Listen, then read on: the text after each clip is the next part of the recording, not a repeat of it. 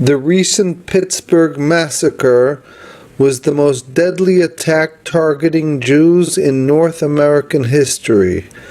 Many have noted the rise in anti-Semitism over the last few years. How are we to understand this development? As with almost any historical development, there are usually a number of causes for any particular development or process that we see unfolding before our eyes. And yet, one can and one should point out specific causes for such developments. Here I wish to discuss one particular aspect of this issue, and that is the belief on the part of many white people of European descent, both in North America and in Europe, as well as in other countries such as Australia. The belief of people of European stock that their nations, their countries, and their cultures, their civilizations are essentially on the chopping block, that their way of life, their values, the societal norms and systems to which they are used and to which under which they wish to live, and that they wish to hand down to their children and grandchildren, they believe, and I would agree with them, they believe that their way of life, their identity as people of European stock and people of European descent, and therefore the inheritors of European Western civilization and society, they believe all this is in peril.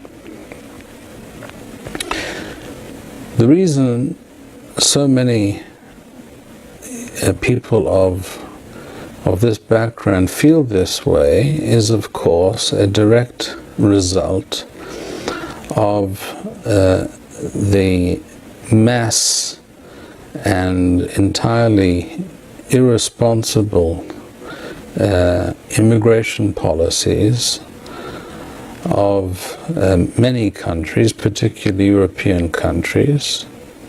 As we know, particularly from 2015 onwards, Europe has been inundated with third world immigrants.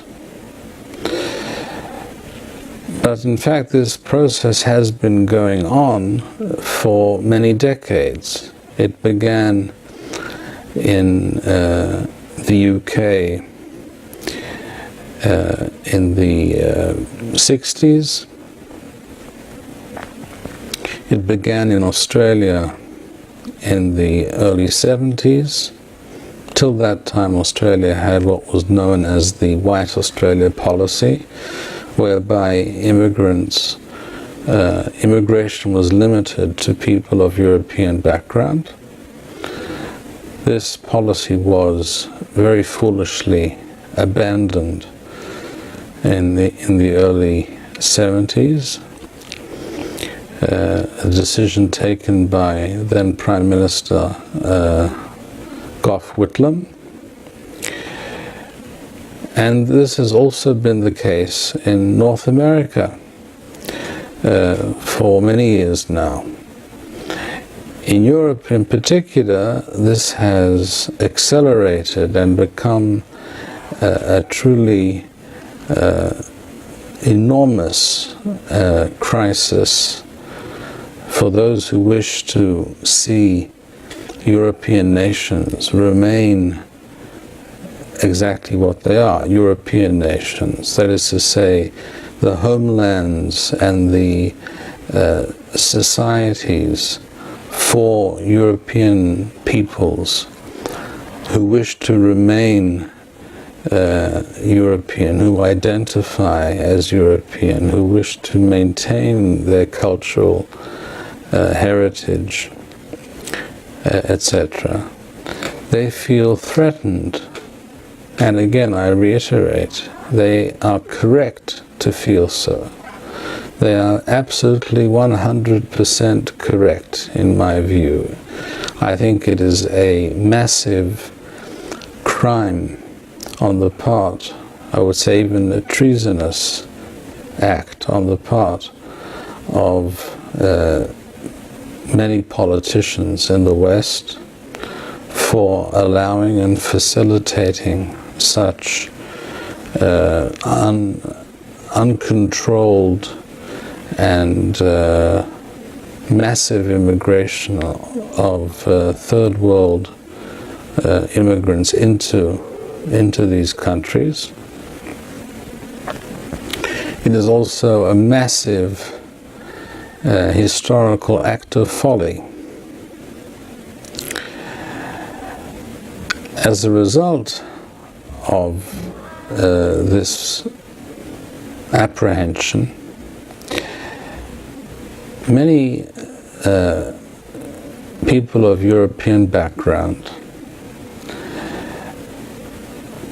are looking for those who are responsible, wish to blame, find the people they can blame and attack for what has been going on over, in some cases for decades, in other cases more particularly over the last few years. And it is true, unfortunately, and I think this needs to be frankly admitted by Jews all over the world, that there are, without doubt, Jews involved in those movements and those organizations, very often NGOs, etc., who promote this phenomenon of third world immigration into the Western countries. And the conclusion of these Europeans and Americans is that the Jews are behind this policy, that this is some kind of Jewish conspiracy to water down white American or white European societies, or to inflict irreparable damage on these societies. In some cases I've seen claims made by such people that the Jews are doing this deliberately as an act of revenge against the European nations who discriminated against the Jews for not just for centuries, but actually one could say for millennia. In response to pogroms and massacres and inquisitions, etc., against the Jewish people throughout history, that the Jews are now taking their revenge. And this is exactly the problem. This reading of recent events, and also events going back even 100 years and more, going back to the Russian Revolution and before, this reading of historical developments is entirely absolutely misunderstood and mistaken. It is a miscomprehension of the true desire and will and purpose of the Jewish people. It is not in any way desirable from the perspective of authentic Torah Judaism that people from the third world be allowed to inundate Western societies and essentially turn them into second world and eventually into third world countries. That is an absolutely false and pernicious claim. The reason many people are reaching these kinds of conclusions is because they see many Jews involved in these movements, many Jews who promote these kinds of agendas. And one cannot deny that that is technically so. There are many people who are biologically and even halachically Jewish, that is to say they are Jewish from the perspective of Jewish law, but in no other sense, in no meaningful sense are they Jewish. These people have almost without exception have been brought up in homes that were bereft of any Jewish content. These Jews, down to a man and down to a woman, are assimilationist. In other words, their aim is to assimilate into wider Gentile society. That, of course, is the opposite of what authentic Torah-based Judaism preaches. According to the Torah, the Jewish people are a unique people and must have always been and must remain a separate people, as the verse states in the Torah. Hen levadat yishkon. This is a nation that will dwell alone. This has always been the case. It was only when certain Jews who had already gone far down the path of assimilation, I'm talking now about the 18th century and the 19th century, when a certain critical mass of such Jews began to appear in Europe, and they did not any longer wish to identify as Jews, they began to search for ways. They began to seek ways and modalities that would allow them to be absorbed into the general society around them. And they found that because of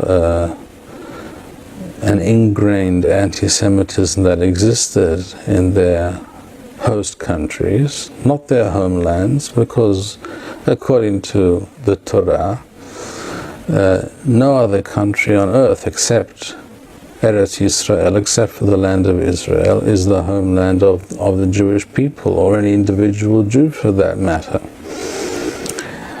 It is only an assimilated Jew who feels that he is Hungarian or Russian or British or American. A Jew who feels that way is already admitting that he has lost any meaningful contact with his true Jewish identity. But for such people, one can understand from their warped perspective that the increase of immigration and the weakening of the forces of nationalism within their host countries is to their benefit. This works to increase the likelihood that they will be accepted as part of the fabric of their host societies. But this must be understood to be what it is. This is an assimilationist policy of certain Jews who are no longer Jewish in any meaningful way. This has nothing to do with Judaism and has nothing to do with the Jewish people. This is all about confused Jews who wish to cease being Jewish in any meaningful way. This is all about Jews who know nothing about their Jewish heritage, Jewish culture and civilization, Jewish history and religion. Such people do not represent the Jewish people. Such people, the historical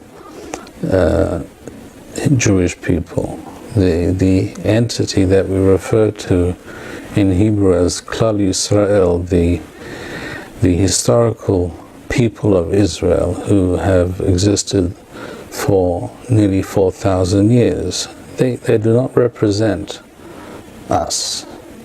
They represent their own particular subjective concerns and goals, and therefore they belong to all kinds of movements, social fads and philosophies. Essentially, we're talking about postmodernist cultural Marxism, which of course is based on, amongst other things, the essential concept that human beings should not identify according to their nationality or their national cultural background and inheritance, but rather human beings should identify according to old communist theory, economic communist theory. They should identify according to their class, so that they belong to the proletariat or to the bourgeoisie, etc. People should belong to a class and consider themselves brothers and sisters of all other people who belong to that same economic class throughout the world, without distinction. It is not by accident, it is not a coincidence that the anthem of communism and socialism is the well-known anthem known by the term the International, the international. In other words, the main thrust of this warped and pernicious ideology, this evil philosophy, is that human beings should tear down the concepts of nationhood and individual cultures and peoples, and feel themselves to belong to some sort of internationalist community. This was the basis of Marxist philosophy, which originally took on an economic form. In other words, it related to and wished to view things through the prism of economics. Later, other people, having seen the complete lack of success of this ideology to bring about any kind of real revolution in the world, changed the focus of Marxism, and they developed something called cultural Marxism, which refers to an intellectually driven philosophy which seeks to convince people, not by force, but by propaganda, by so-called education, that is to say, brainwashing of people over a period of generations to abandon all kinds of basic ideas and values that that nations, that peoples, that families held dear, have always held dear from time immemorial, to abandon all those ideals and to adopt other notions and other ideas. And one of the terms and one of the essential terms and essential concepts that were used for this purpose was the term racism. In other words, they trained people, they brainwashed people in the schools, in the newspapers, in the media, through Hollywood films, through films created elsewhere outside of Hollywood, in the universities. They brainwashed people to subscribe to the notion that all cultures are equivalent, that all peoples are the same. There are no differences between nations, between ethnic groups, and that the most desirable utopian reality that could be hoped for in human affairs would be a complete admixture of the nations, of the ethnic groups, and of the cultures. There is much more to be said about this. I do not wish to address all the various aspects of this issue at this moment. What I wish to emphasize at this moment is that these movements exist not because Jews invented them. It is true that there were quite a number of Jews, people of Jewish background, of Jewish descent, involved in these movements, in these philosophies, and in these social and intellectual movements and bodies that promoted these ideas over the many decades, going back to the 1930s. But that does not mean it is in any way Jewish philosophy. This does not mean that it's in any way in concert with true Jewish concepts and aims. The true aims of the Jewish people are to see every nation, as I have pointed out in previous discussions, according to the Torah, nations should be defined according to their language, shared common language and history and culture and heritage.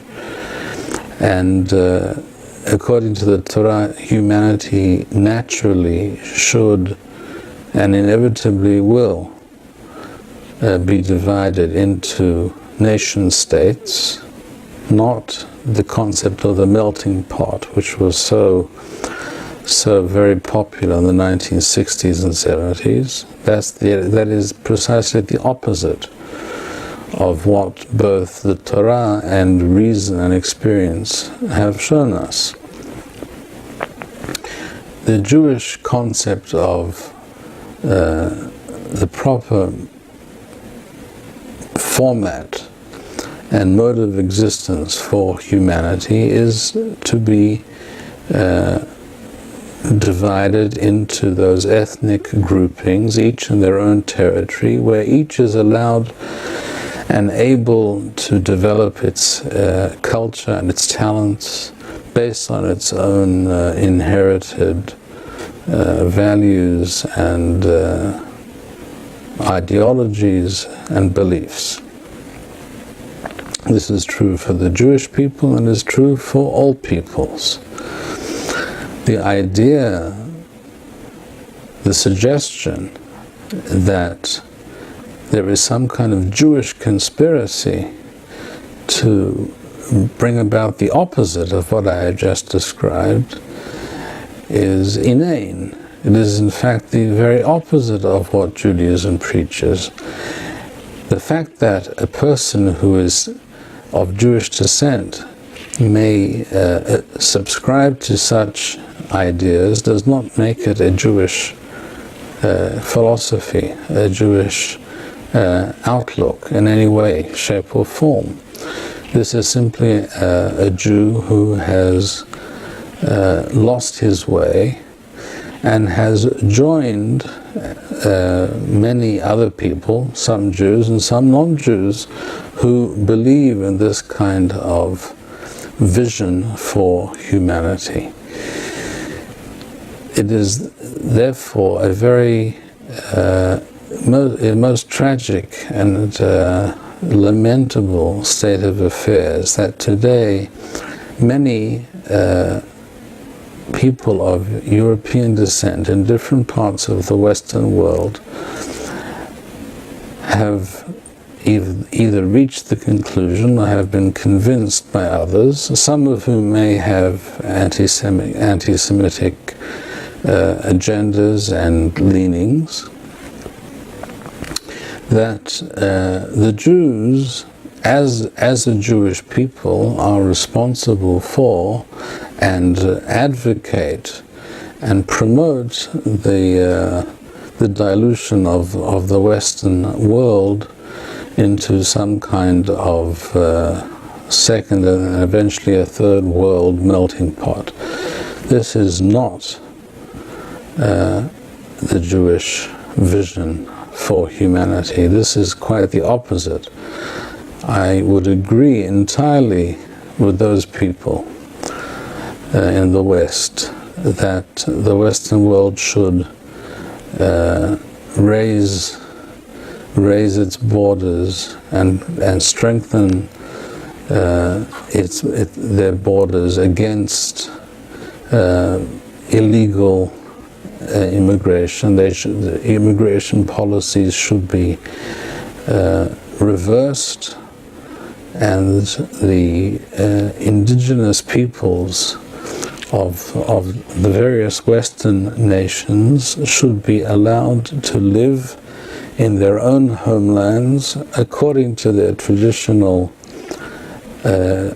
cultures and societal structures and belief systems. That is what should be done for the people in Europe. That is what should be done for the people of Africa. That is what should be done for all nations.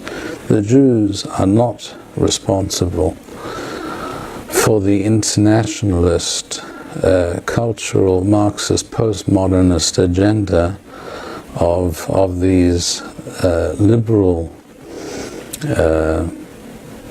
so-called self-appointed know-alls who believe that they will bring about a utopian future for humanity.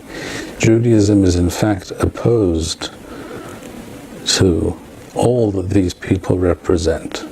The production of these videos and maintaining this channel demands much time and money. If you enjoyed this video, please show your appreciation and support. To make a donation, please go to www.machonshilo.org and press the PayPal button which appears on the upper right-hand side of the home page. To sponsor a video or purchase Birkon Nusach Eretz Yisrael, please write us at office@machonshilo.org.